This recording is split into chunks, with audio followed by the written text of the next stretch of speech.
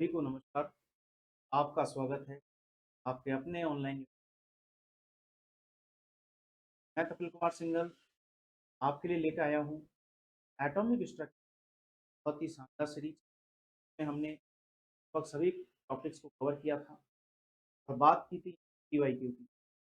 आज की भी क्लास हमारी पीवाईक्यू पे बेस होगी, जहाँ हम लास्ट ईयर के जो क्वेश्चन आए हुए हैं के बारे में आपसे विश्वास है, उम्मीद है कि आप अच्छे से पढ़ाई कर रहे होंगे और साथ साथ में क्वेश्चंस की प्रैक्टिस कर रहे होंगे। आपके लिए एक मोटिवेशन लाई आज के लिए कि सपने वो नहीं होते जो आँख बंद करके देखे जाते हैं। ये वो होते हैं जो आपको सोने नहीं देते। इसलिए अगर आप अभी तक सोए हुए हैं, तो कृपया करके जाग जाएँ, क्योंकि एग्ज़ाम बिल्कुल आपके नज़दीक हैं और कहा गया है कि जो सोवत है वो खोवत है, जो जागत है वो पावत है। अगर आप अच्छे से समय पर जाग जाएँगे, तो आपका जीवन बहुत अच्छा बन सकता है। तो चलिए आज का सेशन हम स्टार्ट करते हैं और बात करते हैं आज के सबसे पहले क्वेश्चन की। पहला क्वेश्चन आज का क्वेश्चन क्या कह रहा है, ध्यान से पढ़ना क्वेश्चन, क्योंकि काफी क्वेश्चंस ऐसे हैं जो सीधा थ्योरी बेस होते हैं। क्वेश्चन है, in hydrogen atom electron is present in n shell. Electron किसके अंदर प्रेजेंट है? तो इलेक्ट्रॉन है एन शेल के अंदर। इफ इट लॉस एनर्जी, अगर ये एनर्जी को क्या करेगा? लूज करेगा। अ स्पेक्ट्रल लाइन में बी ऑब्जर्व इन रीजन। अगर एन के अंदर इलेक्ट्रॉन है, एन का मतलब एन की वैल्यू कितनी हो गई? तो फर्स्ट शेल को बोलते हैं के, सेकंड शेल होता है एल, थर्ड शेल होता है एम और फोर्थ शेल होता है एन। यानी एन की वैल्यू कितनी है? 4। अगर ये एनर्जी को लूज करेगा तो ये एन 4 से कहां चला जाएगा? ग्राउंड स्टेट के अंदर। अब आगे क्या कह रहे हैं कि may be observe in the region, यानी वो कौन से रीजन में आ सकता है? अगर आप ध्यान से देखें, इंफ्रारेड किसके लिए होता है? इंफ्रारेड आईआर रीजन होता है बेटा N3 के लिए। किसके लिए? N3 के लिए। विजिबल किसके लिए होता है? तो विजिबल होता है N2 के लिए। अल्ट्रावायलेट किसके लिए होता है? तो ये होता है N1 के लिए। तो अगर हमसे केवल इतना कहा गया है कि लूज एनर्जी, एनर्जी को क्या कर रहा है? लूज कर रहा है, तो N4 से वो किसी में भी जा सकता है, 3 में भी जा सकता है, 2 में भी जा सकता है, 1 में भी जा सकता है, और ये 1 को क्या बोलेंगे अपन? ग्राउंड स्टेट बोलेंगे। किसी के अंदर वो इलेक्ट्रॉन जा सकता है। अगर किसी पर्टिकुलर की बात नहीं करी तो इसके अंदर आंसर आ जाएगा एनी ऑफ दीज, यानी कि वो किसी के अंदर भी यहाँ पे इलेक्ट्रॉन जा सकता है। चलिए अगला क्वेश्चन डिस्कस करते हैं। क्वेश्चन क्या कह रहे हैं? Rydberg constant as. Rydberg constant क्या होता है? आपने फॉर्मूला पढ़ा था आरएच का फॉर्मूला, रिडबर्ग कांस्टेंट का फॉर्मूला। तो क्या कह रहा है कि Rydberg constant is same for all elements, different from different elements. A universal constant is different for lighter element but same of for heavier elements. यानी कि अगर बात करें रिडबर्ग कांस्टेंट की, तो रिडबर्ग कांस्टेंट क्या होता है? Nu bar equal to 1 upon lambda, जो कि क्या था? R H Z square 1 upon n one square minus 1 upon n two square. इसका फॉर्मूला यही था। अब ये किस पे डिपेंड करता है? तो ये डिपेंड करता है अलग अलग एलिमेंट्स के लिए, यानी यहाँ पे आंसर क्या आ जाएगा? Option number second. अलग अलग एलिमेंट्स का रिडबर्ग कांस्टेंट क्या होता है? अलग अलग होता है। अगला क्वेश्चन, क्वेश्चन को देखिए क्या कह रहा है question. In hydrogen spectrum the following series of lines belong to visible region. अगर आप ध्यान से देखें, अलग अलग विजिबल रीजन बनाते हैं, अलग अलग सीरीज होती है। N1 की सीरीज को क्या बोलते हैं? लाइमन। और लाइमन किस में लाइक करती है? तो लाइमन लाइक करती है इसके अंदर अल्ट्रावायलेट रीजन में। N2 होता है, N2 को बोलते हैं बामर सीरीज, और बामर सीरीज किस में लाइक करती है? विजिबल रीजन के अंदर। आपसे किसके लिए पूछा है? आपसे पूछा है विजिबल रीजन के लिए। तो चलिए बताइए आंसर क्या आएगा? तो आपका आंसर आ जाएगा बामर सीरीज। चलिए नेक्स्ट क्वेश्चन, क्वेश्चन को ध्यान से देखिए। क्वेश्चन क्या कह रहा है कि when electron jump from N5 to N2, यानी इलेक्ट्रॉन 5 से किस में चला गया? 2 में चला गया। बेटा 5 से 2 में चला गया, इसका मतलब क्या हुआ? इलेक्ट्रॉन ने अपनी एनर्जी को क्या कर दिया? लूज कर दिया। फिर कह रहा है कि the spectral line observe in the hydrogen spectrum belongs to. अब यहाँ पे पूछ रहा है ये कि ये कौन से स्पेक्ट्रम के अंदर जाएगा? तो बताइए N2 का मतलब क्या होता है? अभी भी बताया था, N2 का मतलब होता है बामर सीरीज। N2 का मतलब कौन सी सीरीज? बामर सीरीज। तो आपसे यही पूछ रहा है कि the spectral line observe in the hydrogen spectrum belongs to, यानी आपका आंसर क्या आ जाएगा? Balmer series. चलिए नेक्स्ट क्वेश्चन, सारे क्वेश्चन थ्योरी वाले हैं। अगर आपने अच्छे से थ्योरी रिवाइज की होगी तो आप क्वेश्चन को इजीली सॉल्व कर सकते हैं। अगला क्वेश्चन करेगा कि normal hydrogen atom can not give, hydrogen atom इनमें से क्या नहीं दे सकता? क्या ये एब्जॉर्प्शन स्पेक्ट्रम बना सकता है? क्या ये लाइन स्पेक्ट्रम बना सकता है? क्या ये बैंड स्पेक्ट्रम बना सकता है? आपको बताया था मैंने स्पेक्ट्रम के बारे में। स्पेक्ट्रम के कितने टाइप होते हैं? स्पेक्ट्रम के दो टाइप होते हैं। कौन कौन से? एक होता है एब्जॉर्प्शन और दूसरा होता है इमिशन। इमिशन के कितने टाइप होते हैं? दो टाइप। कौन कौन से? कंटिन्यूअस और दूसरा होता है डिसकंटिन्यूअस। डिसकंटिन्यूअस के भी दो टाइप होते हैं, एक होता है लाइन स्पेक्ट्रम और दूसरा होता है बैंड स्पेक्ट्रम। लाइन स्पेक्ट्रम केवल किसके लिए बनेगा? एटम के लिए, जबकि बैंड स्पेक्ट्रम किसके लिए बनता है? मॉलिक्यूल के लिए। तो चलिए एक बार ध्यान से पढ़िए क्वेश्चन को। क्वेश्चन क्या कह रहा है कि normal hydrogen atom can not give, क्या है वो एब्जॉर्प्शन दे सकता है? बिल्कुल दे सकता है। लाइन स्पेक्ट्रम बनता है तो लाइन स्पेक्ट्रम तो होता ही किसके लिए? एटम के लिए, तो ये भी इसके अंदर बन सकता है। अगर बात करें बैंड स्पेक्ट्रम, तो बैंड स्पेक्ट्रम केवल किसके लिए फॉर्म होगा? मॉलिक्यूल के लिए, यानी ये ऑप्शन आपका करेक्ट हो जाएगा। कभी भी हाइड्रोजन एटम नॉर्मल जो होगा वो बैंड स्पेक्ट्रम नहीं बनाता, क्योंकि बैंड स्पेक्ट्रम हमेशा कौन बनाएगा? मॉलिक्यूल। चलिए नेक्स्ट क्वेश्चन, क्वेश्चन नंबर 107 क्या कह रहे हैं कि which of the following statement is incorrect, इनमें से कौन सा इनकरेक्ट है? यानी तीन सही है और एक गलत है, आपको पहचानना है कि गलत स्टेटमेंट इसमें कौन सा है।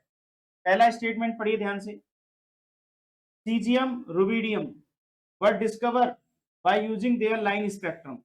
Next, an electron falling to the same energy level who from any higher energy level always emits the same quantum of energy. Next है the Balmer series spectral line appear in the visible region. बात तो इसकी भी सही है कि बामर series जो होगी वो कौन से रीजन में लाई करेगी? विजिबल रीजन में लाई करेगी। नेक्स्ट क्वेश्चन है कि the hydrogen atom, next point, the hydrogen atom is in its ground state when it is electron in the first shell, यानी कि अगर इलेक्ट्रॉन फर्स्ट शेल में होते हैं तो क्या वो ग्राउंड स्टेट होती है? बिल्कुल होती है। तो आपको इनमें से रॉन्ग ऑप्शन सेलेक्ट करना है कि इसमें से रॉन्ग ऑप्शन कौन सा है। एक बार सेकंड ऑप्शन पढ़िए, क्या कह रहा है कि an electron falling to the same energy level from any higher energy always emit the same quantum of energy.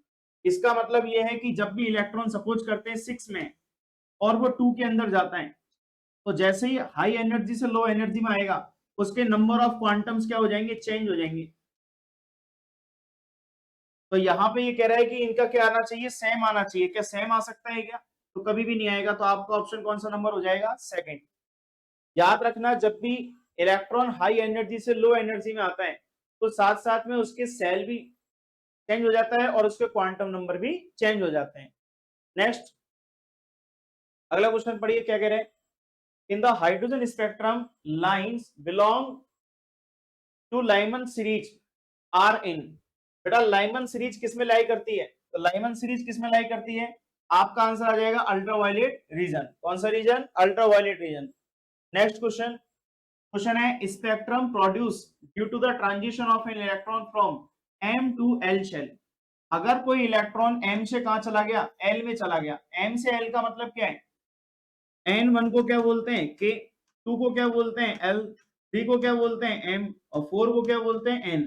यानी इस M का मतलब क्या हो गया? इस M का मतलब हो गया थर्ड एनर्जी लेवल और कहां चला गया? L में। L का मतलब क्या हो गया? 2। यानी पहले 3 में था और अब 3 से किस में चला गया? 2। बताओ अगर हाई एनर्जी से लो एनर्जी में गया है तो उसने एनर्जी को एब्जॉर्ब किया या इमिट किया है? तो अगर यहाँ पे बात करें इलेक्ट्रॉन थर्ड से कहा आ गया? सेकंड में, तो इसने एनर्जी को क्या किया है? इमिट किया है। और एनर्जी को अगर इमिट किया तो आपका आंसर हो जाएगा कौन सा? इमिशन।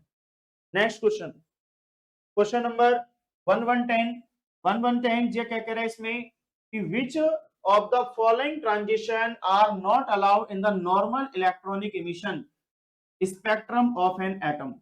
यानी कि अगर एक इलेक्ट्रॉनिक कॉन्फ़िगरेशन है जहां पे बात कर रहे हैं इमिशन की, इमिशन का मतलब होता है कि इलेक्ट्रॉन अपने हाई एनर्जी से कहा जाता है? लो एनर्जी के अंदर जाता है। इनमें से कौन सा पॉसिबल नहीं है? इनमें से कौन सा पॉसिबल नहीं है? अगर आप ध्यान से देखें तो पहले क्या आ रहा है? 2s और 1s। क्या आ रहा है इसमें? 2s और 1s। एक्चुअल में सबसे पहले इलेक्ट्रॉन किस में आता है? 1s। 1s के बाद 2s, 2s के बाद 2p, 2p के बाद 3s, 3s के बाद 3p, और 3p के बाद में किस में जाएगा, 4s के अंदर। अब आप देखिए इनमें से इररेगुलरिटी किसके अंदर आ रही है, क्या यहाँ पे इलेक्ट्रॉन 2s से 1s में जा रहा है, क्या ये रिवर्स डायरेक्शन में जा रहा है क्या? अगर बात करें 2p और 1s की, तो 2p और 1s का अगर अपन कंपैरिजन करें तो ये भी किस में जा रहा है, रिवर्स डायरेक्शन में जा रहा है। आगे चेक करें 3d 4p, यानी कि यहाँ पे अगर 4s के बाद बात करते हैं तो 4s के बाद कौन आता है, 4s के बाद आता है 3d। क्या यहाँ पे 3d के बाद में, 3d के बाद में आता है 4p, तो यहाँ पे 3d से 4p, क्या एक तरीके से 3d से 4p, क्या ये एक इंक्रीजिंग ऑर्डर बन गया क्या? क्या ये एक इंक्रीजिंग ऑर्डर बन गया क्या? और हमसे क्या पूछा है कि which of the following transition are not allowed in normal electronic emission spectrum of an atom. तो याद रखना, अगर हम जब भी बात करें हाई एनर्जी से लो एनर्जी की, तो हाई एनर्जी से लो एनर्जी में कभी भी 2s और 1s एक दूसरे को शो नहीं करेगा। चलिए नेक्स्ट क्वेश्चन, अगला क्वेश्चन पढ़िए क्या कह रहे हैं कि the following electronic transition correspond to the shortest wavelength. बेटा शॉर्टेस्ट वेवलेंथ का पता कैसे चलेगा, आपको पता होना चाहिए एनर्जी का फॉर्मूला होता है एससी अपॉन लैम्डा। अगर लैम्डा मैक्सिमम होगा तो एनर्जी क्या होगी, मिनिमम। और यहां से हमसे पूछ रहा है शॉर्टेस्ट वेवलेंथ, तो शॉर्टेस्ट वेवलेंथ का मतलब है कि एनर्जी इसके अंदर क्या हो जाएगी, एनर्जी इसके अंदर हो जाएगी मैक्सिमम। अब आप चेक कीजिए किसके अंदर एनर्जी का मैक्सिमम ट्रांजिशन हो रहा है। पहला कहां से जा रहा है, N5 से N1, अगला जा रहा है 5 से कहां पे 3, अगला जा रहा है 5 से 2, और नेक्स्ट है 5 से 4। बताइए मैक्सिमम एनर्जी का ट्रांजिशन कहां होगा, 5 से लेकर के 1, तो आपका आंसर आ जाएगा N5 टू N1। चलिए नेक्स्ट क्वेश्चन, नेक्स्ट क्वेश्चन को पढ़िए, क्वेश्चन नंबर 112। क्या कह रहे हैं कि among the first line Lyman Balmer Paschen and Brackett series in hydrogen atomic spectra which has higher energy, इनमें से किसकी एनर्जी हाई होगी? तो आपको बताया था N1 को बोलते हैं लाइमन, N2 होता है बामर, N3 होता है बेटा पास्टन, N4 होता है ब्रैकेट, N5 होता है, N5 क्या होता है, लाइमन बामर पास्टन ब्रैकेट फुंड, और इसके बाद N6 क्या होता है, हम्फ्री। अब अगर आपसे कहा है कि इन चारों में से किसकी एनर्जी हाई होगी, तो अगर हम ध्यान से देखें लाइमन होता है 1, बामर होता है सेकंड, पास्टन होता है थर्ड, और ब्रैकेट होता है 4, यानी सबसे बड़ा एनर्जी लेवल कौन सा आ जाएगा, ब्रैकेट के लिए आ जाएगा ऑप्शन नंबर 4। चलिए नेक्स्ट क्वेश्चन, अगला क्वेश्चन कीजिए इसमें, अगला क्वेश्चन कीजिए। क्वेश्चन क्या पूछ रहा है इसमें, ध्यान से देखना क्वेश्चन को। क्वेश्चन क्या कह रहा है कि transition of electron from M shell to K shell, यानी अब इलेक्ट्रॉन का ट्रांजिशन कहां से कहां हो गया, एम से के में हो गया। एम से के का मतलब क्या है कि एम का मतलब एनर्जी लेवल कौन सा है, 3, और के का मतलब एनर्जी लेवल कौन सा है, 1। तो आपसे पूछ रहा है result in the emission of, यानी कि इसमें कौन सा इसके अंदर रिजल्ट आएगा, कि यहाँ पे कॉस्मिक रे होगी, इंफ्रा रे होगी। तो याद रखना अगर फर्स्ट के अंदर आ रहा है तो फर्स्ट के अंदर कौन सा रीजन होता है, अल्ट्रावायलेट रीजन होता है। कौन सा रीजन, अल्ट्रावायलेट। तो आपका आंसर आ जाएगा ऑप्शन नंबर 3। नेक्स्ट क्वेश्चन, अगला क्वेश्चन पढ़े, अगला क्वेश्चन क्या कह रहे हैं यहाँ पे,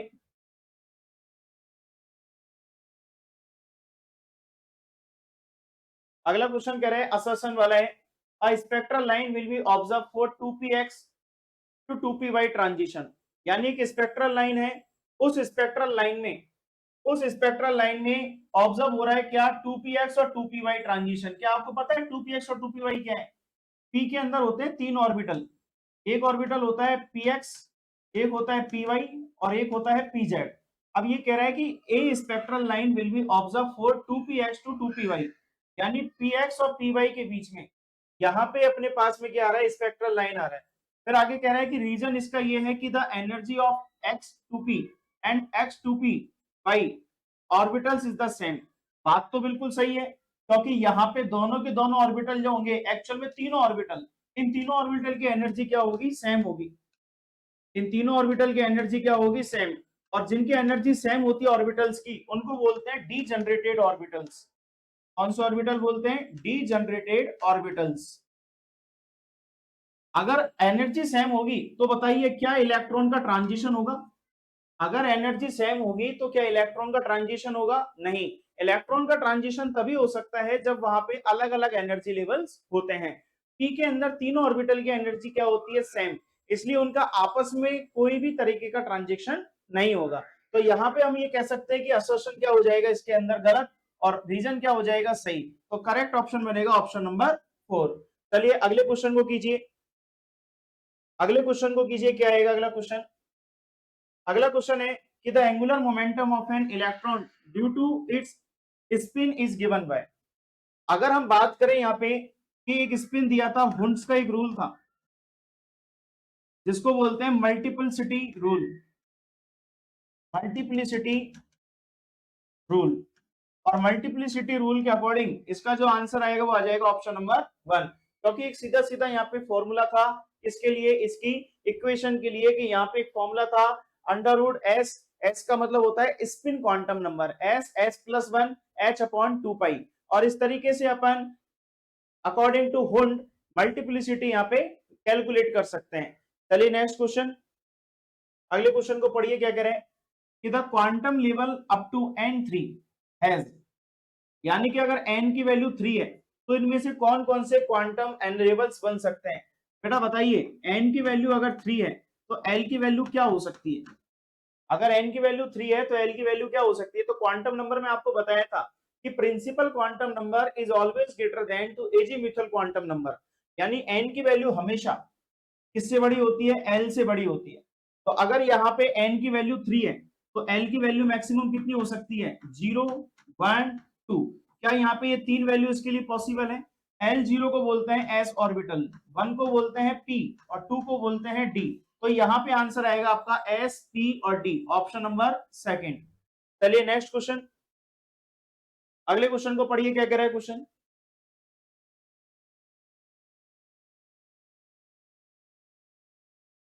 अगला क्वेश्चन है the azimuthal quantum number, the azimuthal quantum number of a non direction orbital as.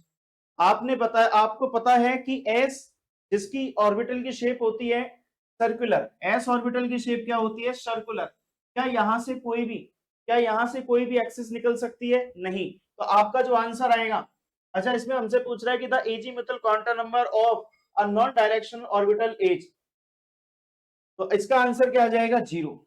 इसका आंसर क्या आ जाएगा, 0, क्योंकि याद रखना अगर हम बात करें s के लिए तो l की वैल्यू क्या होती है, s के लिए 0। तो आपसे पूछा है कि एजीम्यूथल क्वांटम नंबर कितना होगा, तो s ऑर्बिटल को कौन रिप्रेजेंट करता है, 0। तो आपका आंसर आ जाएगा ऑप्शन नंबर 1।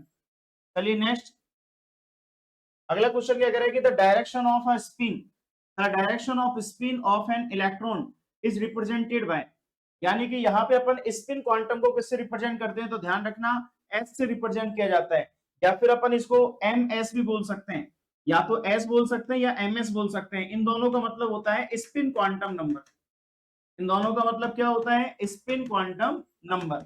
और एक ऑर्बिटल में कितने इलेक्ट्रॉन लय करते हैं, 2 इलेक्ट्रॉन। एक होता है क्लॉकवाइज जिसको बोलते हैं प्लस हाफ, और दूसरा होता है एंटी क्लॉकवाइज जिसको बोलते हैं माइनस हाफ। चलिए आगे बढ़िए क्वेश्चन में, कीजिए अगला क्वेश्चन, क्या कह रहा है question number 119, the quantum number that was proposed to explain the Zeeman effect, यानी कि कौन इसके अंदर जीमान इफेक्ट शो करता है। तो जीमान इफेक्ट वो शो करने वाला क्वांटम नंबर होता है बेटा, वो है मैग्नेटिक क्वांटम नंबर। कौन सा quantum number, magnetic quantum number. चलिए आगे बढ़िए, अगला क्या कह रहा है इसमें, among the various quantum number NLMS describing an electron which can have the largest value। मैंने अभी आपको बताया था L की वैल्यू हमेशा छोटी होती है किससे, N से, यानी प्रिंसिपल क्वांटम नंबर हमेशा बड़ा होगा। तो आपका आंसर आ जाएगा N। N का मतलब प्रिंसिपल क्वांटम नंबर, जिसका मतलब होता है शेल या फिर ऑर्बिट। चलिए नेक्स्ट क्वेश्चन, क्वेश्चन नंबर 121 क्या कह रहे हैं। इससे पहले हमने 120 किया था क्या, यस 120। अब इसके बाद अगला क्वेश्चन है क्वेश्चन नंबर 121। क्या कह रहा है question number 121, the quantum number which determines the energy of sub level as, the quantum number which determine the energy of sub level. बेटा सब लेवल का मतलब क्या होता है, सब लेवल का मतलब होता है जैसे एक तो होता है ऑर्बिट, और एक ऑर्बिट के अंदर क्या होते हैं, सब ऑर्बिट। तो यहाँ पे ऑर्बिट प्लस में क्या हो जाएगा, सब ऑर्बिट, और ऑर्बिट प्लस सब ऑर्बिट मिलके क्या बना लेगा, यहाँ पे सब लेवल बना लेगा। अगर हम बात करें क्या कह रहा है कि the quantum number which determine the energy of sub level, energy of sub level को हम यहाँ पे रिप्रेजेंट कर देंगे किससे, एल से। तो सब ऑर्बिट का मतलब क्या हो जाएगा यहाँ पे, एजीम्यूथल क्वांटम नंबर। याद रखना प्रिंसिपल क्वांटम नंबर होता है एनर्जी लेवल, और उससे छोटा जो होगा वो होगा एजीम्यूथल क्वांटम नंबर, जिसको बोलते हैं सब ऑर्बिट या सब शेल, या उसको बोल सकते हैं सब एनर्जी लेवल।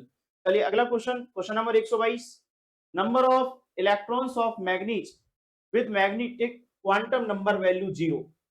यानी कि आपको क्या निकालना है कि मैग्नीशियम, मैग्नीज, मैग्नीज का नंबर कितना होता है 25, और 25 का इलेक्ट्रॉनिक कॉन्फ़िगरेशन, तो 25 का इलेक्ट्रॉनिक कॉन्फ़िगरेशन है 18 आर्गन 3d5 4s2।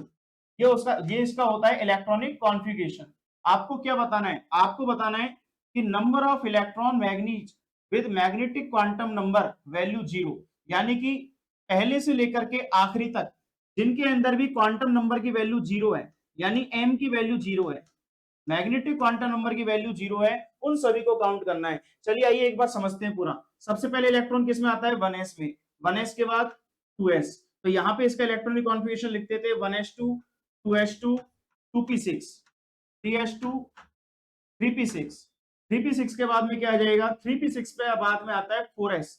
अब यहाँ पे देखें कि 3p6 के बाद में 4s है, लेकिन 4s कहाँ है, इसके आउटर मोस्ट शेल में, तो इससे पहले लिखेंगे अपन 3d, तो ये हो गया 3d5 4s2।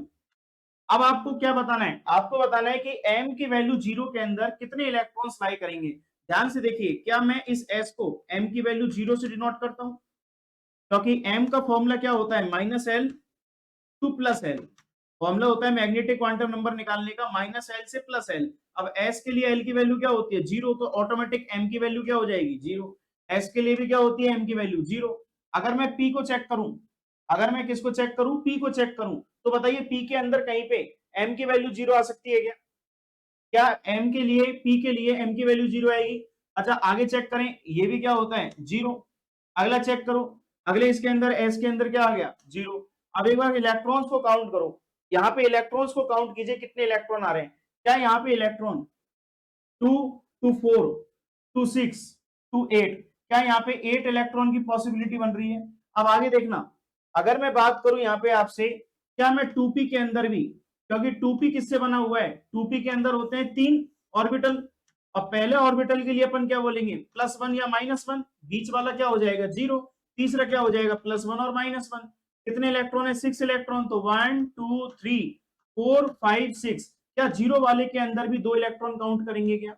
इसी तरीके से ये भी 3p है, 3p के अंदर अगर अपन ऑर्बिटल फिल करें, 3 ऑर्बिटल में कितने इलेक्ट्रॉन है 6 इलेक्ट्रॉन, 1 2 3 4 5 6, इसका मैग्नेटिक नंबर क्या बनेगा +- इसका भी क्या हो जाएगा +- अपने को 0 वाले काउंट करने, तो अलग से क्या ये 2 इलेक्ट्रॉन आ गए क्या।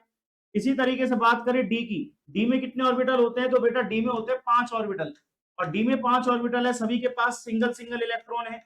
अगर हम यहाँ पे इसका मैग्नेटिक क्वांटम नंबर देखें, तो बीच वाले का 0 और साइड वाले का +-1, इसका +-2 हो जाएगा।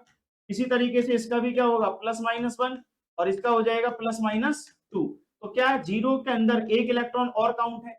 अब आप टोटल काउंट कीजिए एक बार, मैं इसको अलग पेन से बना देता हूं, ध्यान से देखो, एक तो 0 वाला ये है, एक इसमें 0 वाला ये है, एक 0 वाला ये हो गया, इसके काउंट करो कितने इलेक्ट्रॉन है 2, इसके काउंट करो कितने हैं 2, इसके काउंट करो कितना है 1, तो ये 2 + 2 + 1 कितना हो गया 5, और 5 के साथ में 8 यहाँ पर, क्या 8 + 5 मिलके कितना बन गया 13, क्या 8 + 5 मिलके 13 बन गया। तो यहाँ पे आपका आंसर आ जाएगा ऑप्शन नंबर 4, आपका आंसर क्या आ जाएगा ऑप्शन नंबर 4 आ जाएगा। तो आपसे पूछा यहाँ पे कि मैग्नीज के अंदर मैग्नेटिक क्वांटम नंबर जिसकी वैल्यू 0 आती है, उसमें टोटल नंबर ऑफ इलेक्ट्रॉन्स कितने होंगे। तो आपको सबसे पहले क्या करना था, यहाँ पे इसका इलेक्ट्रॉनिक कॉन्फ़िगरेशन लिखना था। अब s की वैल्यू तो l के लिए क्या होती है 0, लेकिन p के अंदर भी अगर अपन ऑर्बिटल देखें तो 3 ऑर्बिटल होते हैं, और 3 ऑर्बिटल के लिए वैल्यू चल जाती है क्या, तो 3 ऑर्बिटल की वैल्यू जाएगी 1 से लेकर के 1, यानी +1 से लेकर के -1, जिसके बीच में कौन आएगा 0। इसी तरीके से 2p के बाद हमने बात की 3p की, तो 3p के बीच में भी कौन है 0, और 3p के बाद बात की थी किसकी 3d की, और 3d में भी बीच में क्या होता है 0। तो इस तरीके से आपको टोटल नंबर ऑफ ऑर्बिटल्स उनके मैग्नेटिक क्वांटम नंबर के अकॉर्डिंग कैलकुलेट करने होते हैं। चलिए आगे बढ़ते हैं, अगला क्वेश्चन करते हैं, question number 123, the m value not possible the magnetic value of not possible for a double dumbbell shape orbital. बेटा डबल डंबल का मतलब क्या होता है? डबल डंबल का मतलब होता है डी ऑर्बिटल, क्योंकि डी ऑर्बिटल की शेप क्या होती है? Double dumbbell. अब मुझे ये बताओ डबल डंबल डी जो है उसके लिए एल की वैल्यू क्या होती है? उसके लिए एल की वैल्यू होती है 2। और अगर मैं मैग्नेटिक क्वांटम नंबर निकालूं तो फॉर्मूला क्या होता है? Minus L two plus L. तो बताओ क्या मैं minus L two plus L के अकॉर्डिंग टू को ऐसे लिख सकता हूँ माइनस टू से लेके प्लस टू? अब यहाँ पे ऑप्शन चेक करो, इसमें से कौन सा ऑप्शन इससे बाहर आ रहा है? जीरो इसमें लाई कर सकता है, माइनस टू इसके अंदर है, थ्री इसके अंदर नहीं है, तो अपना आंसर क्या आ जाएगा? Option number three. यानी कि जो magnetic quantum number D block के लिए, डी ऑर्बिटल के लिए यहाँ पे नहीं होगा भाई, अपना क्या हो जाएगा? Answer. Next question, question number 125 124 क्या कह रहा है कि the number of orbital present in any main energy level is equal to. अगर हमको यहाँ पे क्या निकालना है? ऑर्बिटल निकालना है। तो बेटा ऑर्बिटल के लिए फॉर्मूला क्या होता है? ऑर्बिटल के लिए फॉर्मूला क्या होता है? N square. अगर हम ऑर्बिटल निकालते तो फॉर्मूला क्या होता है? N square. और यदि इलेक्ट्रॉन निकालें तो फॉर्मूला क्या होता है? 2n square. क्योंकि एक ऑर्बिटल में कितने इलेक्ट्रॉन होते हैं? तो एक ऑर्बिटल में दो इलेक्ट्रॉन होते हैं, इसलिए हमने किससे मल्टीपल कर दिया? दो से। तो आपका आंसर इसके अंदर क्या आ जाएगा? N square. यानी एन स्क्वायर से हम क्या पता लगा सकते हैं? नंबर ऑफ ऑर्बिटल्स के बारे में। चलिए अगला क्वेश्चन करते हैं। क्वेश्चन नंबर है 125। 125 क्वेश्चन क्या कह रहा है कि the quantum number which determine the orientation of electron orbit is. यानी कि the quantum number which determines the orientation of electron orbit is. यानी ओरिएंटेशन के बारे में कौन बताता है? तो ओरिएंटेशन के बारे में बताता है मैग्नेटिक क्वांटम नंबर। तो ऑप्शन नंबर सी आपका इसमें करेक्ट आंसर हो जाएगा। अगला question, question number 126 the magnetic quantum number value not possible for 4f। बेटा 4f का मतलब क्या होता है? 4f का मतलब क्या है? तो f किसको रिप्रेजेंट करता है? f का मतलब होता है l की वैल्यू कितनी? 3। और जल्दी से बताइए, अभी बताया था मैग्नेटिक क्वांटम नंबर का formula minus L two plus L. तो क्या मैं यहाँ पे इस 3 को ऐसे लिख सकता हूँ माइनस थ्री से लेके प्लस थ्री? तो जल्दी बताइए इनमें से कौन सा पॉसिबल नहीं है? क्या इसके अंदर माइनस फोर पॉसिबल नहीं है क्या? तो ये अपना क्या हो जाएगा? करेक्ट आंसर हो जाएगा। अगला क्वेश्चन, अगला क्वेश्चन क्या कह रहा है कि the quantum number in which the valence electron of magnesium differ in. क्या कह रहा है question? The quantum number in which the valence electron of magnesium differs in. Magnesium के अंदर, मैग्नीशियम के अंदर, मैग्नीशियम के अंदर the quantum number in which the valence electron of magnesium differs इन। अगर मैं यहाँ पे बात करूं वैलेंस इलेक्ट्रॉन की, तो मैग्नीशियम के लिए वैलेंस इलेक्ट्रॉन, मैग्नीशियम का नंबर कितना होता है? 12। और इसका इलेक्ट्रॉनिक कॉन्फ़िगरेशन क्या होता है? 10 नियॉन 3s2। कितना इलेक्ट्रॉन होता है इसके अंदर? आउटर मोस्ट शेल में होते हैं 2 इलेक्ट्रॉन्स। तो हमसे क्या पूछ रहा है कि the quantum number in which valence electron of magnesium differs in. Magnesium number किसके लिए आएगा? तो डिफरेंट की अगर बात करेंगे तो यहाँ पे अपना आंसर आ जाएगा क्या? सेकंड। चलिए अगला क्वेश्चन, अगला क्वेश्चन क्या कह रहा है हमसे? क्वेश्चन कह रहा है कि the azimuthal quantum number of an electron is 1। कि यहाँ पे azimuthal quantum number of an electron is 1। Azimuthal quantum number के लिए वैल्यू कितनी है? 1। तो आपसे पूछ रहा है कि the shape of the orbital, कि शेप ऑफ ऑर्बिटल क्या होगी? बेटा बताओ, एल का मतलब जीरो किसको रिप्रेजेंट करता है? एस को। और एस की शेप क्या होती है? सर्कुलर। इसी तरीके से वन का मतलब क्या होता है? P orbital. और पी ऑर्बिटल की शेप क्या होती है? डम्बल।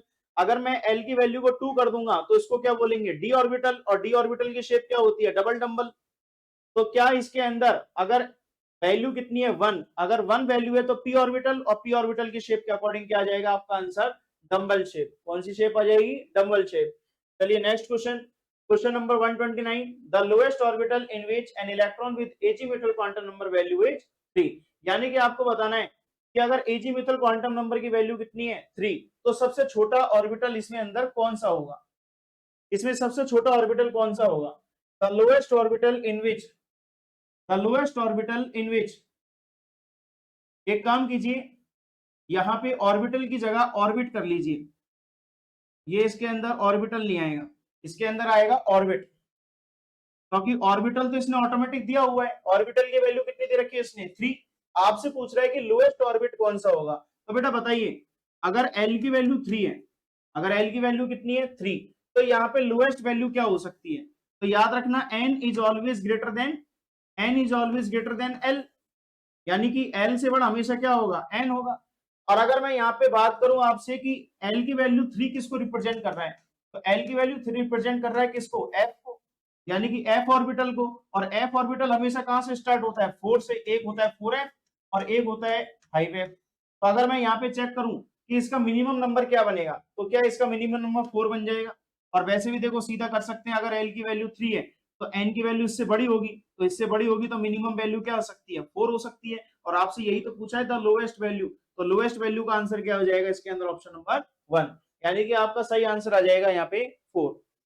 आगे देखिए अगला क्वेश्चन, लेंथी क्वेश्चन है, क्वेश्चन को पढ़ना एक बार ध्यान से। क्या कह रहे हैं कि the quantum number plus half and minus half for the electron spin represent rotation of electron in clockwise and anti-clockwise direction respectively, rotation of electron in anti-clockwise and clockwise respectively।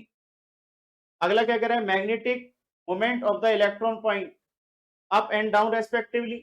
और लास्ट कह रहा है कि two quantum mechanic spin states which have no classical analogue.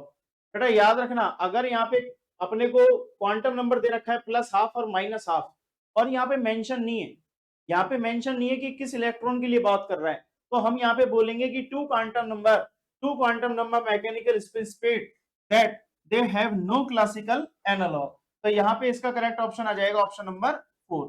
चलिए next question, अगला question पढ़ना। क्या कह रहा है question, which of the following set of quantum number represent the highest energy of an atom। जल्दी से देखिए बताइए इसमें कि हाईएस्ट एनर्जी लेवल कौन सा होगा। बेटा हाईएस्ट एनर्जी लेवल के लिए आपको n प्लस एल रूल आना चाहिए। कौन सा rule, n plus L rule. n plus rule ये कहता है कि जिसके लिए n प्लस एल की वैल्यू सबसे ज्यादा होगी उसी के लिए यहाँ पे ऑर्बिट क्या होगी, सबसे हाई होगी, एनर्जी सबसे हाई होगी। चलिए बताइए, पहले ऑप्शन में n की वैल्यू कितनी है 3, प्लस में l की वैल्यू कितनी है 1, 3 प्लस 1 कितना हो गया 4। अगले वाले में चेक करते हैं, 3 प्लस 2 कितना हो गया 5। नेक्स्ट 4 प्लस 0 कितना हो गया 4। अगले वाले में 3 प्लस 0 कितना हो गया 3। तो अगर आप देखें ध्यान से तो सबसे ज्यादा वैल्यू किसके अंदर आ रही है, सेकंड वाले के अंदर। तो आपका ऑप्शन नंबर कौन सा सही हो जाएगा, सेकंड। यानी कि अगर हम n प्लस एल के अकॉर्डिंग दोनों को आपस में मिलाते हैं, जो नंबर सबसे ज्यादा आएगा उसके लिए एनर्जी क्या हो जाएगी, सबसे ज्यादा।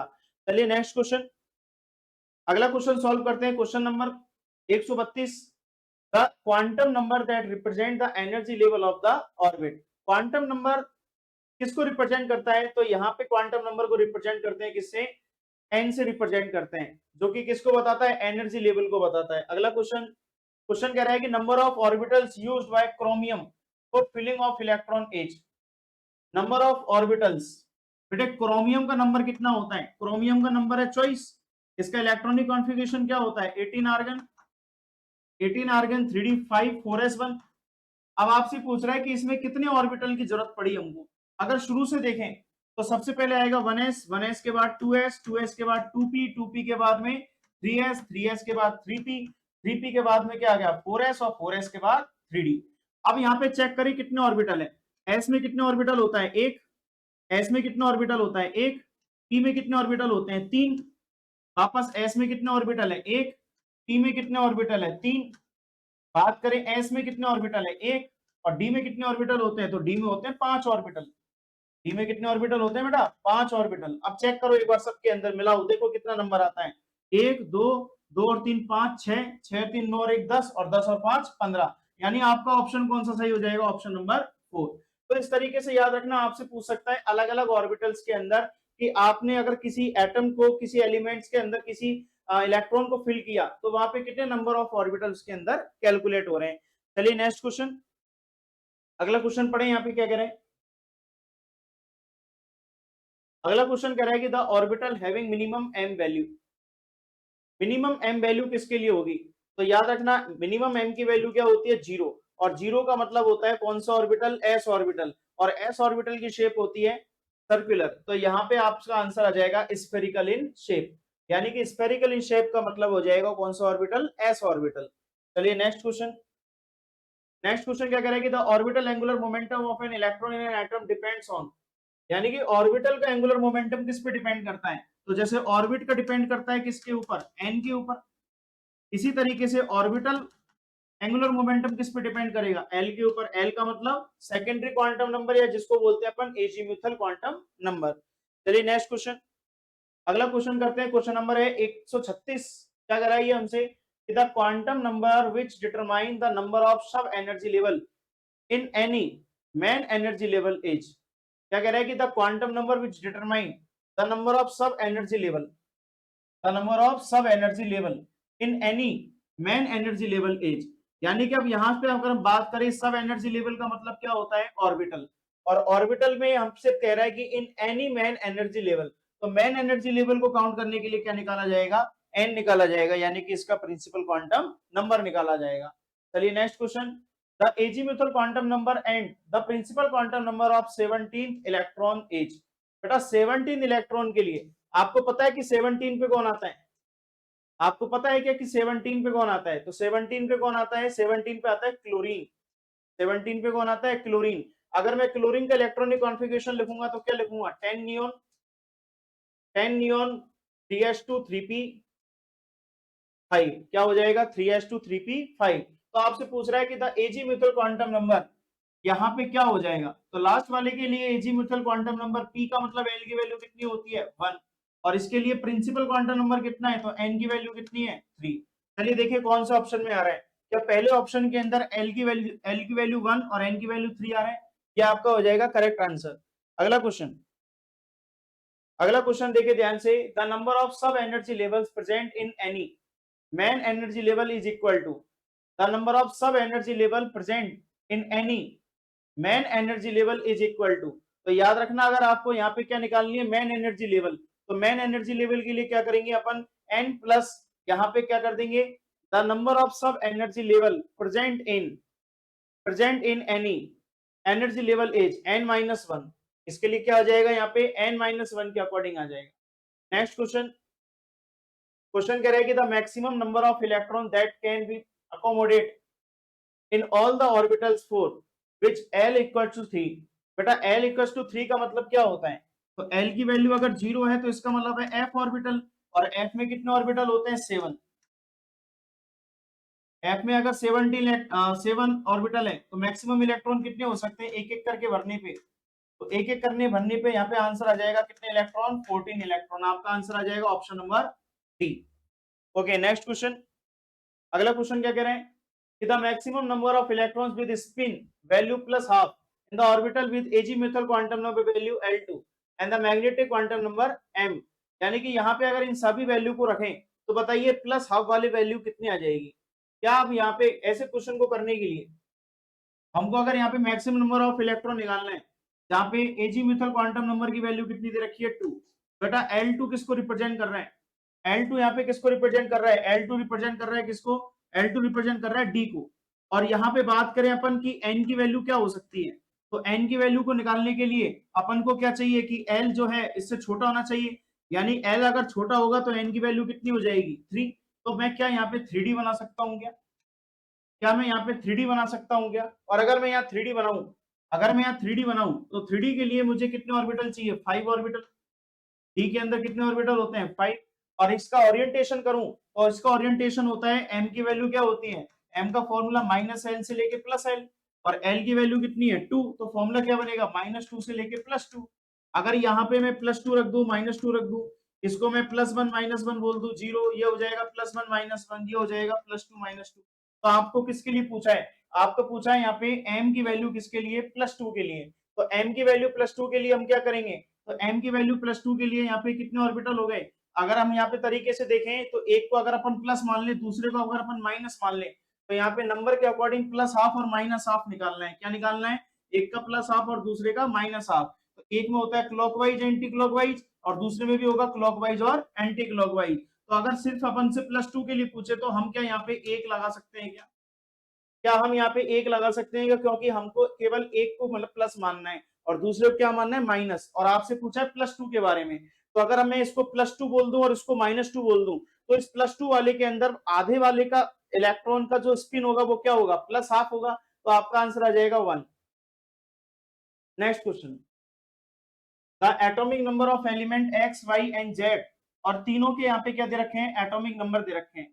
आपसे कह रहा है कि the number of electrons present in m shell of this elements follow order, यानी कि अगर यहाँ पे the number of electrons represent m shell का मतलब क्या हो गया बेटा, m शेल का मतलब क्या हो गया, m शेल का मतलब हो गया यहाँ पे KLM, थर्ड शेल हो गया, कौन सा शेल हो गया, थर्ड शेल हो गया, तो बताइए इसके अकॉर्डिंग थर्ड सेल के अकॉर्डिंग सबसे ज्यादा वैल्यू किसकी होगी? तो सबसे ज्यादा वैल्यू किसकी हो जाएगी? 25 वालेगी। 25 से कम किसकी वैल्यू होगी? 21 वालेगी। और 21 से कम वैल्यू किसकी होगी? 19 की। तो क्या मैं इसको जेड वाई और एक्स बोल सकता हूँ? चलिए बताइए जेड वाई एक्स किस में आ रहा है? ऑप्शन नंबर थर्ड के अंदर। चलिए नेक्स्ट क्वेश्चन। नेक्स्ट क्वेश्चन क्या कह रहे हैं कि consider the ground state of chromium. Chromium का ग्राउंड स्टेट कंसिडर करते हैं। Okay, the number of electrons with the azimuthal quantum number L1 2 respectively. क्या यहाँ पे मैं क्रोमियम की बात करूं, क्रोमियम का नंबर कितना है? 24। इलेक्ट्रॉनिक कॉन्फ़िगरेशन अभी बताया था 18 आर्गन DD5 4s1। आपको ये बताना है कि इसके अंदर the number of electrons with the azimuthal quantum number L1 and 2 are respectively. क्या इसके अंदर 2 और 1 के अकॉर्डिंग अगर हम बात करें कि कितने इलेक्ट्रॉन्स इसके अंदर फिल हो रहे हैं, अगर इसके ग्राउंड स्टेट के अकॉर्डिंग बात करें तो सबसे पहले बात करते हैं 1s, 1s के बाद 2s, 2s के बाद 2p, 2p के बाद 3s, 3s के बाद 3p, 3p के बाद 4s, 4s के बाद में क्या आ जाएगा? 3d। अब यहाँ पे चेक करो L1 का मतलब क्या है? L1 का मतलब होता है P। अब P वाले काउंट करो कौन कौन है? एक P ये रहा और एक P ये रहा। कितने P हो गए? 2 P हो गए। अब इलेक्ट्रॉन्स चेक करो P के अंदर कितने? तो यहाँ पे फुल भरा हुआ है 6, इधर भी फुल भरा हुआ है 6, तो 6 + 6 कितना होगा? 12। और 12 कौन से ऑप्शन में आ रहा है? पहले ऑप्शन में भी आ रहा है और सेकंड ऑप्शन में भी आ रहा है। चलो अगला ये कह रहा है सेकंड वाला। बेटा L2 की मतलब वैल्यू क्या होती है? L2 का मतलब होता है D। अब D वाला चेक करो, तो डी में कितने इलेक्ट्रॉन्स थे? तो डी में इलेक्ट्रॉन है 5। तो आपका ऑप्शन कौन सा सही हो जाएगा? Option number second. यानी कि एल के अकॉर्डिंग अगर 1 है तो उसमें इलेक्ट्रॉन आएंगे टोटल 12। और अगर बात करें डी ऑर्बिटल की तो डी ऑर्बिटल के अकॉर्डिंग इलेक्ट्रॉन कितने आएंगे? इसमें 5। चलिए नेक्स्ट क्वेश्चन। अगला क्वेश्चन पढ़ो क्या कह रहा है कि the quantum number which can not be say anything about the orbital. इनमें से कौन सा सभी क्वांटम नंबर के बारे में नहीं बता सकता? तो आंसर आ जाएगा स्पिन क्वांटम नंबर, क्योंकि ये केवल किसको बताता है? स्पिन को बताता है। इसको मतलब नहीं है कि कौन सा एनर्जी लेवल है, क्या है क्या नहीं है। इसको बस इससे मतलब है कि क्या ये प्लस है या ये फिर माइनस है, केवल स्पिन को बताता है ये।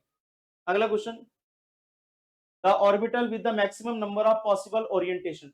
मैक्सिमम किस में हो सकते हैं? तो बेटा एफ जो होता है इसके लिए एल की वैल्यू क्या होती है? 3। और एम की वैल्यू क्या होती है? -L2 + L।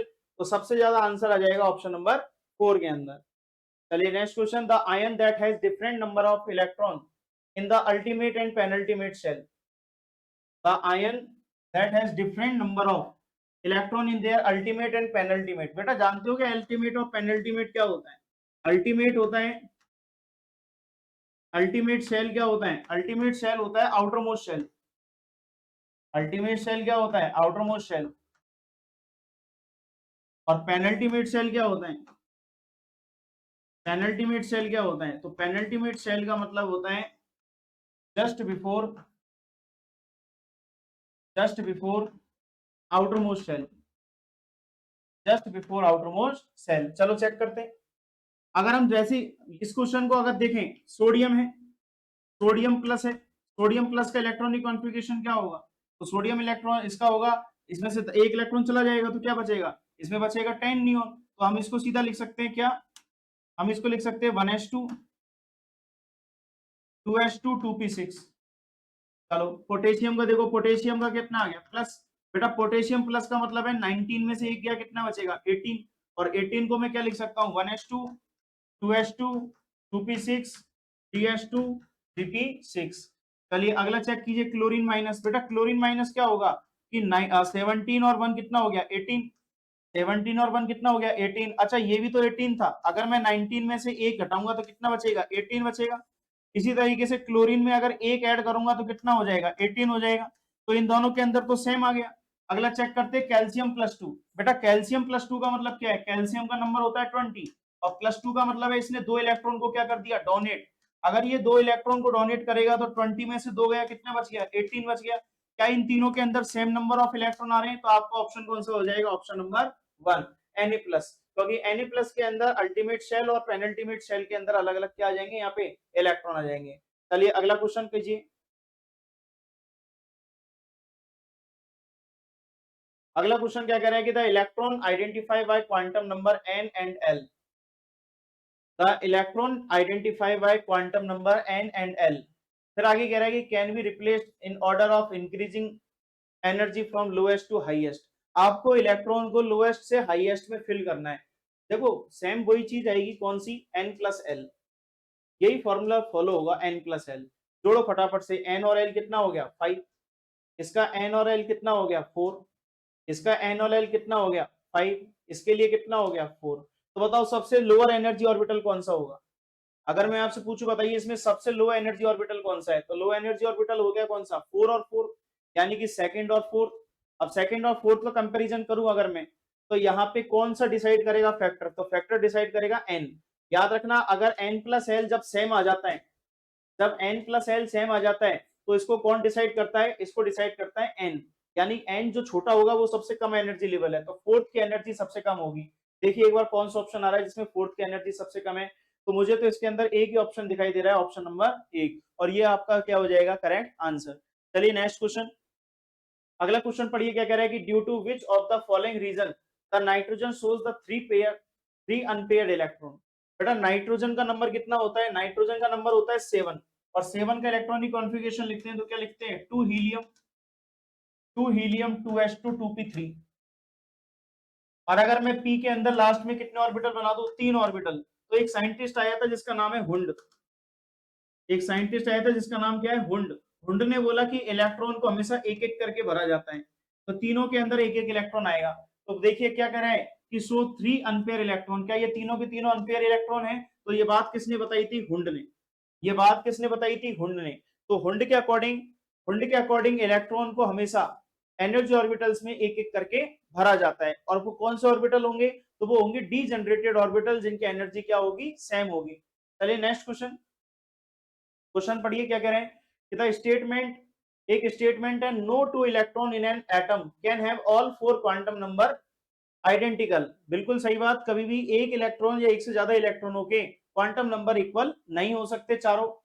Is known as the, इसको कौन सा प्रिंसिपल बोलते हैं, तो उसको बोलते हैं पाउली एक्सक्लूजन प्रिंसिपल, क्योंकि पाउली ने बताया था कि कभी भी इलेक्ट्रॉन्स के लिए चारों क्वांटम नंबर सेम नहीं होते।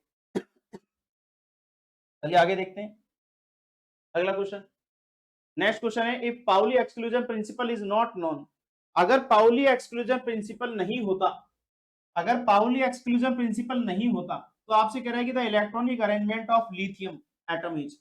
बेटा लिथियम का नंबर कितना होता है, लिथियम का नंबर होता है 3, और अगर मैं इसका इलेक्ट्रॉनिक कॉन्फ़िगरेशन लिखूं तो क्या होता है, 1s2 2s1 होता है। तो अब ये आपसे कह रहा है कि अगर ये नहीं होता तो इनमें से कौन सा होता। तो अगर हम चेक करें, 3 इलेक्ट्रॉन चाहिए आपको, पहले तो 3 इलेक्ट्रॉन काउंट कर लेते, तीनों में है, चारों में है या नहीं है, तो 2 और 1 3 है, 1 और 2 3 है, इसमें सीधा 3 है, इसमें 2 3 और 1 4, ये तो बिल्कुल नहीं होगा। अगर हम इन तीनों का कंपैरिजन करें, तो अगर पाउली एक्सक्लूजन प्रिंसिपल नहीं होता तो हमें ये भी नहीं पता चलता कि एस के अंदर मैक्सिमम इलेक्ट्रॉन कितने आएंगे, 2। तो यहाँ पे अगर हम लिखें आंसर, तो आपका आंसर आएगा 1s3, क्योंकि पाउली के समय तक ये नहीं पता था कि यहाँ पे नंबर ऑफ इलेक्ट्रॉन्स को ऑर्बिटल में कैसे फिल किया जाता है, कितने नंबर ऑफ इलेक्ट्रॉन्स इसके अंदर पॉसिबल होते हैं। तो यहाँ पे आपका आंसर आ जाएगा 1s3। चलिए आगे अगला क्वेश्चन, अगला क्वेश्चन है, above principle fails to explain the configuration of element with atomic number. यानी अबव ने इनमें से कौन से एलिमेंट के कॉन्फ़िगरेशन के बारे में नहीं बताया। तो ध्यान रखना, अगर मैं बात करूं क्रोमियम 24 की, तो 24 इलेक्ट्रॉनिक कॉन्फ़िगरेशन होता है 18 आर्गन dd5 4s1। ये तो था बेटा एक तरीके से जो चेंज हुआ। अगर मैं इससे पहले वाला लिखूं तो इससे पहले वाला क्या था, 3d4 4s2, और ये वाला क्या है, अनस्टेबल। ये क्या है, अनस्टेबल। क्यों अनस्टेबल है, क्योंकि यहाँ 3d5 होता है हाफ फील्ड, 3d5 क्या होता है, हाफ फील्ड, और हाफ फील्ड ऑर्बिटल हमेशा क्या होता है, स्टेबल। तो स्टेबिलिटी के बारे में कभी भी, स्टेबिलिटी के बारे में कभी भी अब्बाऊ ने नहीं बताया, तो ऑप्शन नंबर कौन सा हो जाएगा, सी ऑप्शन। यानी क्रोमियम का इलेक्ट्रॉनिक कॉन्फ़िगरेशन होता है 18 आर्गन 3d5 4s1, इसके बारे में अब्बाऊ प्रिंसिपल ने डिस्क्राइब नहीं किया। चलिए अगले क्वेश्चन, अगला क्वेश्चन, क्वेश्चन नंबर 74। जैसा कि कल लास्ट क्लास में हमने देखा था कि कुछ स्लाइड्स ऐसी थी जहां पे इनकम्प्लीट था, वहां पे क्वेश्चन इनकम्प्लीट था, तो हम यहाँ पे बाकी की जो बची हुई क्वेश्चन है लास्ट वाली क्लास के, वो यहाँ पे लेके आए हैं। तो एक बार क्वेश्चन नंबर 74 को ध्यान से पढ़ो क्या कह रहे हैं। क्वेश्चन नंबर 74 को ध्यान से पढ़िए क्या कह रहा है कि एनर्जी, वेलोसिटी, रेडबर्ग कांस्टेंट और रेडियस, आपको इन चारों के अकॉर्डिंग देख के बताना है कि इसमें से कौन सा ऑप्शन सही है। चलिए अगर मैं देखूं यहाँ पे सबसे पहले रेडियस रिडवर्क कांस्टेंट की, रिडवर्क कांस्टेंट क्या होता है, R H into Z square into क्या होता है 1/n का स्क्वायर। तो यहाँ पे देखिए किसके रिलेशन के ऊपर जेड स्क्वायर और अपॉन में क्या आ रहा है एन स्क्वायर। एक बार चेक कीजिए, पहले वाले में क्या आ रहा है जेड अपॉन एन, सेकंड में आ रहा है Z square upon N square, third वाले में आ रहा है Z square upon H square, fourth वाले में ये नहीं आ रहा, और फिफ्थ वाले में क्या आ रहा है Z square upon N square तो आ रहा है, लेकिन यहाँ पे इसकी वैल्यू को सेटिस्फाई नहीं करेगा। चलिए देखते हैं सी किसके साथ साथ में आ रहा है, क्या सी के अंदर, क्या सी के अंदर सेकंड आ रहा है, क्या सी के अंदर सेकंड आ रहा है, नहीं आ रहा। तो देखिए क्या सी के अंदर 5 नंबर का ऑप्शन आ रहा है क्या, क्योंकि Z square upon N square, यानी Z square upon N square इसके अंदर क्या होता है रिलेशन, तो ये रिलेशन यहाँ पे नजर आ रहा है Z square upon N square, तो ये ऑप्शन नंबर कौन सा आ रहा है 5 आ रहा है। ठीक है, आगे अपना ऑप्शन क्या हो जाएगा सही, फर्स्ट ऑप्शन। चलिए next question, question number 77, match the following, H equals to W plus kinetic energy. ये एक इक्वेशन है कौन सी, प्लांक क्वांटम थ्योरी के अंदर इक्वेशन है, H equals to W plus kinetic energy. अच्छा अगला क्या है, is equal to H nu, next है वेव इक्वेशन, और इसके बाद में आ रहा है यहाँ पे MBR equals to H upon 2 pi. चलिए देख के बताइए चारों में से कि एच न्यू किसके लिए आ रहा है, प्लांक क्वांटम के लिए आ रहा है, तो यहाँ पे Planck sorry photo electric effect के लिए आ रहा है, तो इसका आंसर आएगा फर्स्ट के साथ में कौन मिलेगा डी। देखिए क्या फर्स्ट के साथ डी मिल रहा है क्या, कौन सा ऑप्शन में आ रहा है फर्स्ट के साथ डी, तो फर्स्ट के साथ डी आ रहा है यहाँ पे थर्ड ऑप्शन के अंदर। चलिए आगे एक बार और चेक कर लेते हैं, is equal to H nu, ये होती है कौन सी इक्वेशन, ये होती है क्वांटम इक्वेशन, और क्वांटम इक्वेशन के लिए सेकंड का आएगा सी, क्या सेकंड का सी आ रहा है, बिल्कुल सही, तो आपका ऑप्शन नंबर कौन सा करेक्ट हो जाएगा सेकंड, थर्ड। अगले इसके बाद में नेक्स्ट क्वेश्चन है असर्शन रीजन से, असर्शन क्या करेगी, angular momentum of electron is atom is quantize, क्या यहाँ पे एंगुलर मोमेंटम क्या होता है, MBR equals to NH upon 2 pi. Bohr model की एक इक्वेशन है जिसमें क्या होता है कि इलेक्ट्रॉन का जो कोणीय संवेग होगा यानी कि एंगुलर मोमेंटम वो किसके होगा, integral multiple of h upon 2 पाई, यानी कि क्वांटाइज्ड वैल्यू होती है। अगला इसका रीजन आ रहा है only those orbit are permitted where angular momentum is an integral multiple of h upon 2 pi, बिल्कुल सही जवाब, इसका असर्शन और रीजन दोनों क्या आ रहा है सही आ रहा है। अगला क्वेश्चन, सेकंड लास्ट क्वेश्चन आज के सेशन का क्वेश्चन आ रहा है कि Bohr theory applicable to, Bohr theory किसके लिए एप्लीकेबल होती है, तो आपको पता होना चाहिए बोहर थ्योरी हमेशा सिंगल इलेक्ट्रॉन सिस्टम के लिए फॉलो करती है। कैसे इलेक्ट्रॉन के लिए, सिंगल इलेक्ट्रॉन। अब चेक करो इसमें सिंगल इलेक्ट्रॉन किसमें आ रहा है, हीलियम प्लस में क्या सिंगल इलेक्ट्रॉन है, यस, लिथियम प्लस 2 है, यस, ट्राइटियम को अपन काउंट नहीं करेंगे क्योंकि ये आइसोटॉप की फॉर्म में चला जाएगा, आइसोटॉप को काउंट नहीं करेंगे। अगला क्या आ रहा है बेरिलियम प्लस 2, क्या बेरिलियम के अंदर 4 इलेक्ट्रॉन है, 4 में से 2 जाएगा, कितना बचेगा 2, तो अपने पास में आएगा फर्स्ट और सेकंड। चलिए देखिए कौन सा ऑप्शन सही आ रहा है, क्या ऑप्शन नंबर थर्ड इसका करेक्ट आंसर है, बोहर का क्या थर्ड आंसर इसमें करेक्ट ऑप्शन हो जाएगा क्या।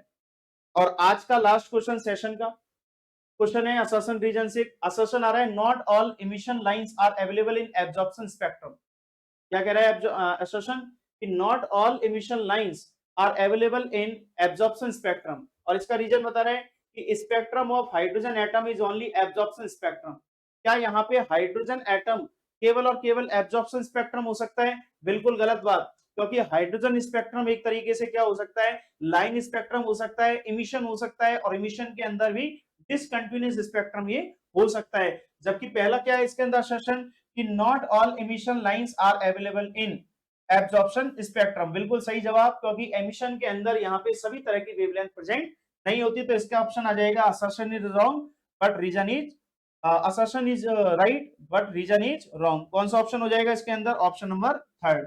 तो ये हुए आपके आज की सीरीज के क्वेश्चन, जहां हमने क्वेश्चन नंबर 101 से लेकर के 150 तक को सॉल्व किया था। इसी तरीके से आगे तैयारी करते रहिए, हमारे साथ बने रहिए। अगली क्लास के अंदर हम डिस्कस करेंगे आपके अगले क्वेश्चन के बारे में, और मैं आपके लिए लेके आने वाला हूं अगली सीरीज के अंदर बहुत ही बेहतरीन क्लासिफिकेशन ऑफ एलिमेंट्स के बारे में, जहां पे आप तरह तरह के एलिमेंट्स की डिस्कवरी और उनके एलिमेंट्स के प्रोडक्शन के बारे में आप समझोगे, और किस तरीके से यहाँ पे हेनरी मोजले ने अपनी पीरियोडिक टेबल को फॉर्म किया था, वहां से कैसे मॉडर्न क्वेश्चन पूछे जाते हैं, इन सभी के बारे में डिस्कस करेंगे।